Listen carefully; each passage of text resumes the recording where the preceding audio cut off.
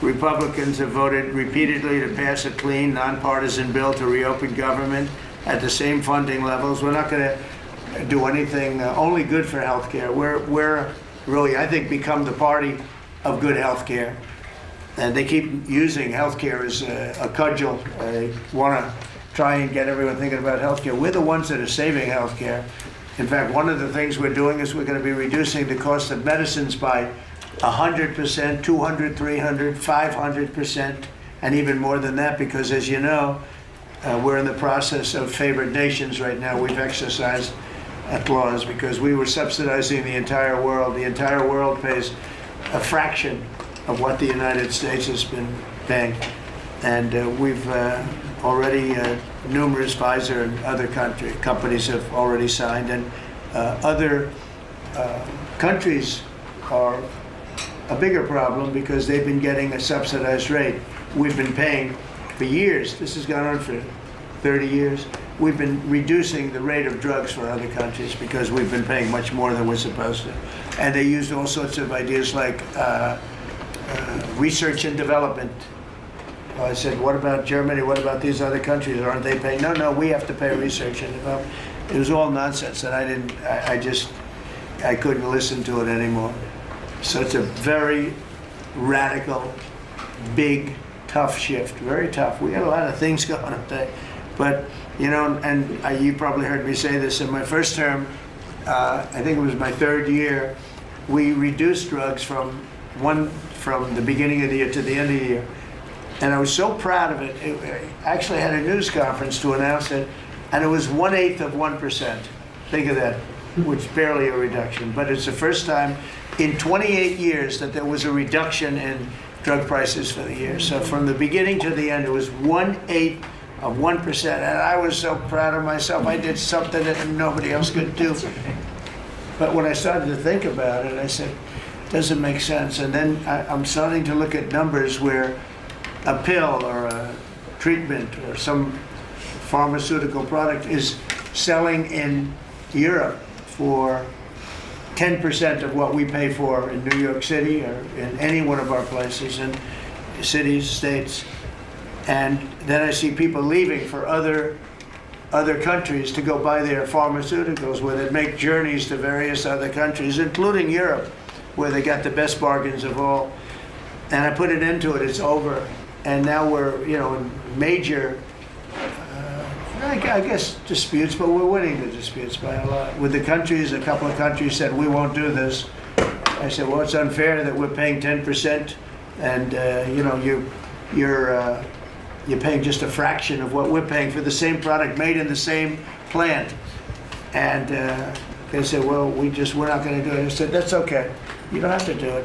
But I'm going to put a tariff of 9% or 7% or whatever the amount of money is, and I'm going to put a tariff on your country for the amount of money that you're taking advantage of us for. No, you can't. I said, yeah, I can do that. I'm going to do that. And they would immediately agree. And it'd make the tariff substantially more than the number we're talking about. And they would immediately agree. So we have the consent, I think, Bobby, of every country, essentially. They know that if they don't do it, we're going to put a tariff on for double the price, and then they're going to do it. So we never had that before. You never had anybody in here that knew what the hell they were doing, I'll be honest. It really it makes me angry.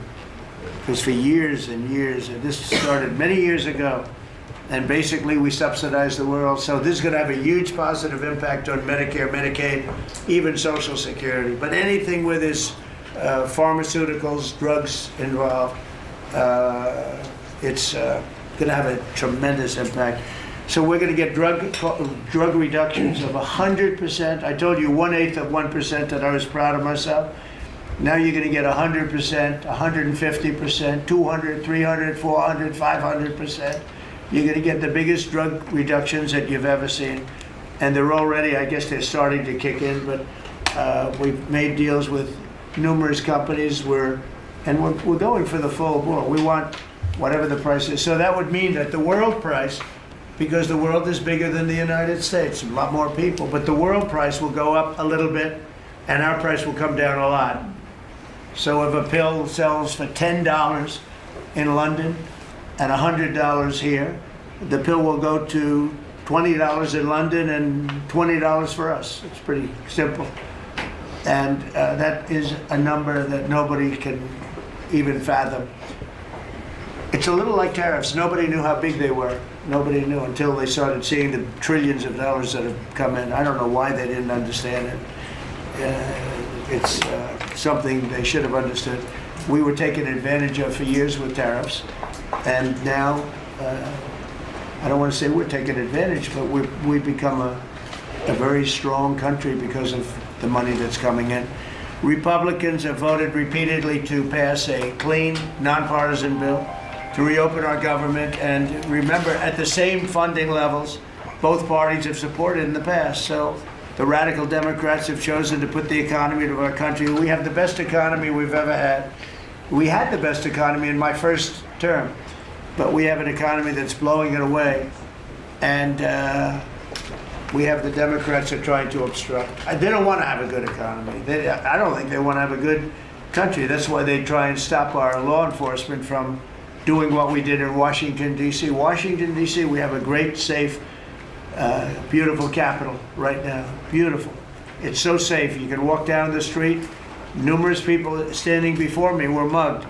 And you're not going to get mugged anymore. We have a safe capital, one of the safest. We took it from one of the most unsafe places to one of the most safe places in the country. And we also beautified it, and we're in the process of doing even more so. So we're very proud of our capital. Again, we were embarrassed by our capital. A lot of people being killed. They'd come from Iowa, Indiana, Florida. They'd come up, and they end up getting shot.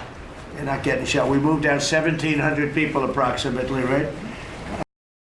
Have you ever wanted to see your home from space? With this free satellite Earth Maps tool, you can zoom right down to your Approximately 1,700 hardened criminals, career criminals. They moved them out.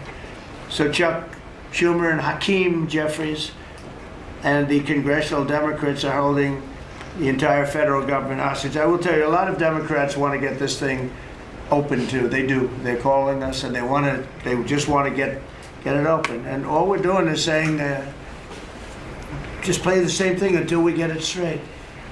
And they don't know how to go about it. I mean, and the problem is we really don't know who the hell is leading the Democrats. You have this AOC, I don't know her at all, but I watched her the other day. She said, well, if they want, they could come to my office. That's not leadership, you know. The only one that challenged her actually was Nancy Pelosi, and Nancy's not looking too good. I don't know what happened to Nancy, but she's not looking great. But she was the only one, I give her credit, she was the only one that challenged her. But AOC said that they can come to her office and negotiate, the Republicans. And we're saying, oh, I didn't know she was in leadership. But she's taking Hakeem Jeffries' place, and Schumer's afraid that she's going to run against him. And right now, I don't know, he can change, life is crazy, right? But right now he can't beat, I don't think he can beat anybody.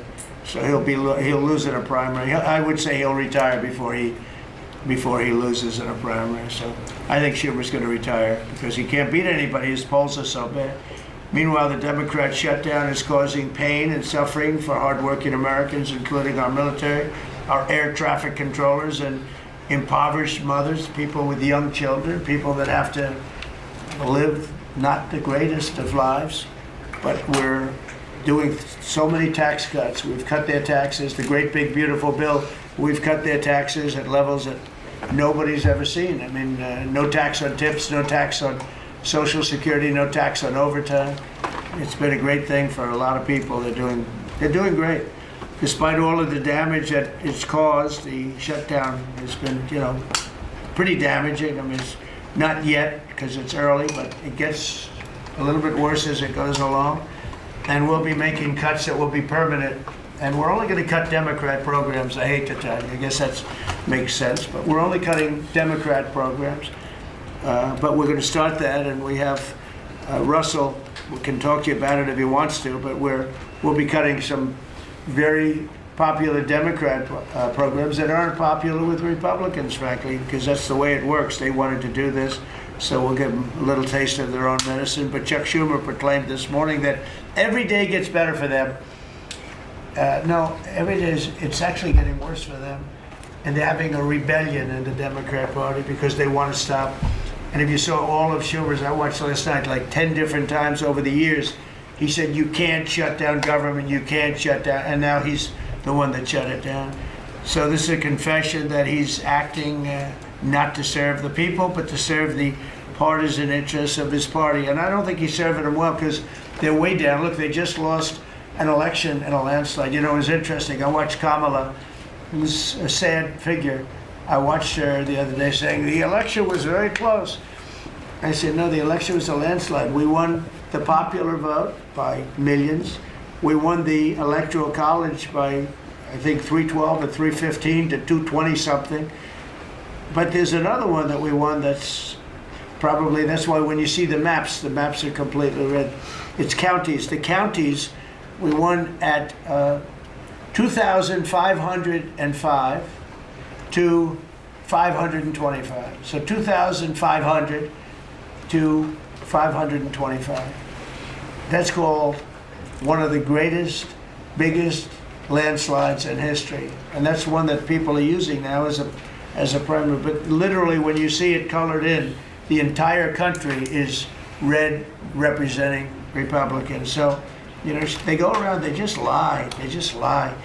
And everything's a big lie with them. While the other side, and the other thing I don't understand is, Christie, I looked at crime numbers in Chicago. They're through the roof. And I have a governor who stands up every day and tells us how wonderful Chicago is. It's just a lie.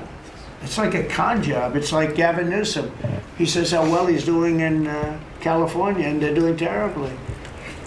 Population's getting smaller. People are leaving. And other people are coming in, and, you know, I wouldn't say it's an even trade. While the other side is focused on playing games, the Trump administration is focused on creating jobs, bringing down prices, and we've really brought them down a lot. That's the other thing. We're bringing down prices a lot.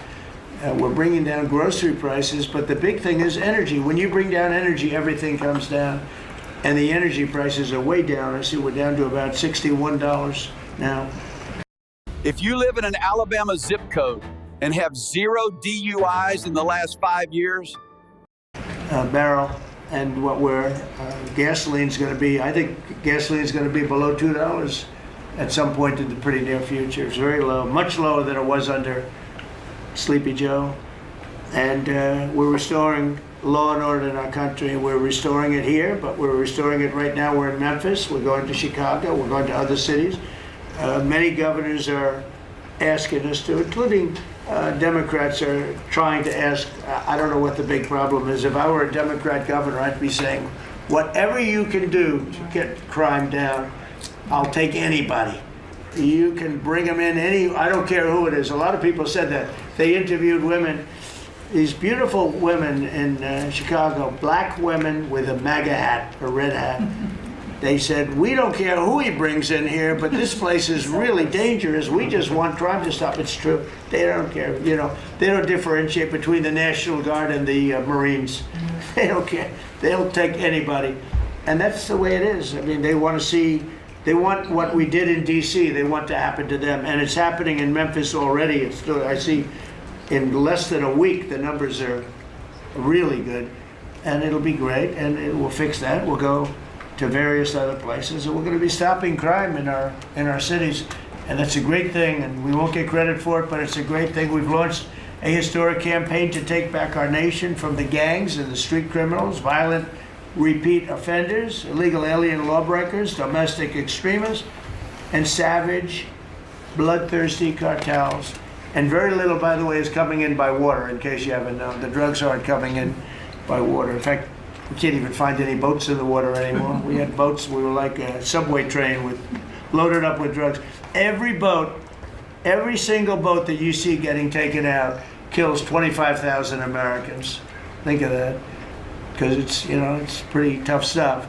But it kills 25,000 Americans. So when you hear that, it's no longer tough. But here in Washington, we've deployed federal law enforcement and National Guard to restore public safety, and we're working to replicate that in numerous places all over the country.